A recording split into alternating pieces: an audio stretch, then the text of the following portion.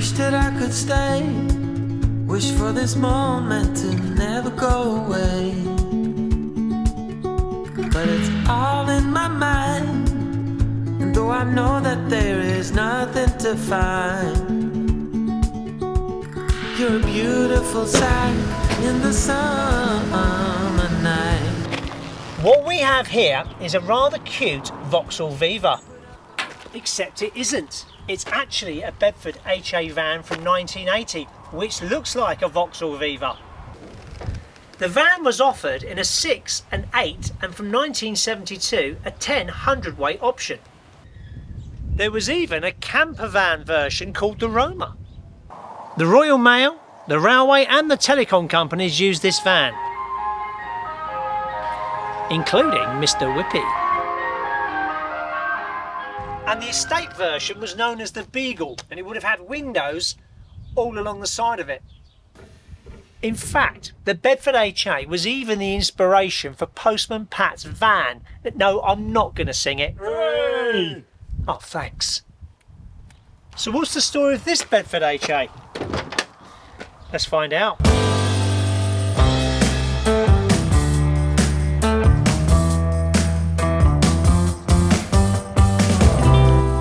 Hi Steve, welcome to Down at the Barns. Hi, Adam. You've got this lovely HA here. Tell us the story behind this. Yeah, it belongs to a friend of mine. His dad, in the 1970s, he was a one-man band doing fire extinguishers, fire safety, fire alarms.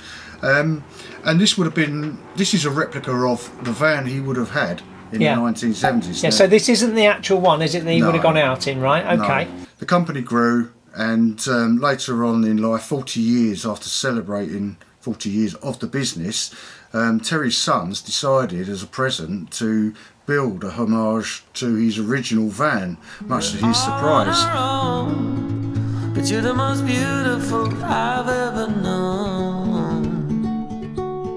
You're a beautiful sight in the summer night, and you can't put up a fight in the misty light. We have this is it? Yeah, basically it's an old gas van. They didn't go to town on it.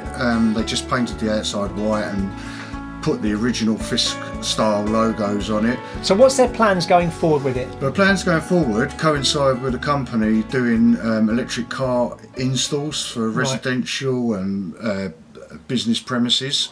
So they would like to fully restore a full nut and bolt restoration of the van and electrify it. Wow, that'd be quite interesting, wouldn't it? Yeah, it kind of coincides with what they do now. Because his dad originally would have had all the fire equipment in the back, is that right? Exactly, yeah. So do they have any idea what happened to the original one? What happened to that? Did it just conk out and that was it? They got rid of it? That ended up on the pile, unfortunately. Right, that's a shame. Like most of these did, you know. Now this one here, though, we think came from British Gas, because we can tell by the blue that we've still got shining up inside it here, because a lot of those vans would have gone out. They had a big range of vans at that time, as did the post office, etc. Telecom and British Rail. Yeah, it's great. Yeah, but no, to do one up in electric would be a bit different, wouldn't it? Yeah. It's this one gets used for business expos. Right.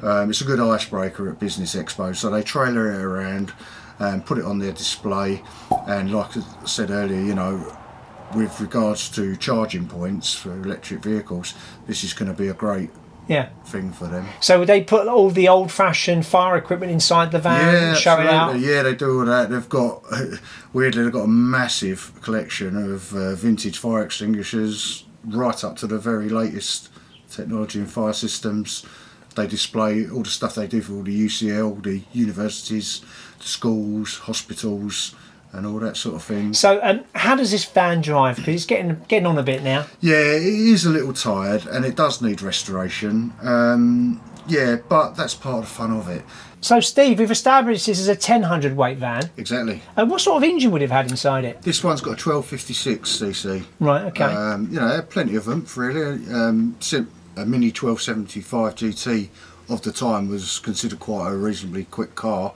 it would haul along with some fire extinguishers in the back. Yeah, which is pretty good, isn't it? I mean, Yeah, I suppose with all those companies that used to have these vans, they had to have some sort of oomph to get them about. They were a bit of a workhorse, wasn't it? Exactly. At the end of the day, which is quite interesting. Yeah. You know, 35 mile an hour in this is more than enough. You know, there's no mod cons in this. There's no aircon. No, it was a bit bumpy coming in. I know the road to the barns isn't very good, but we were bumping about a bit. They've done a good job to get it on the road, get it road legal. You know, it serves its purpose, but most of the time it gets trailered around. Yeah. So the upside is it does have a Jaguar stereo. It does have a Jaguar stereo. Originally, I don't suppose it would have had a stereo. No, I think it didn't come with many special features, this van, I don't think, do you? Yeah, no, not at all. Absolutely not at all.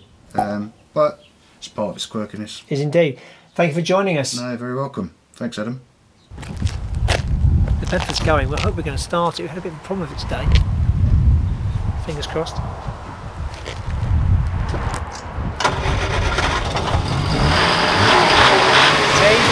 And trust the Bedford HA van. Brilliant.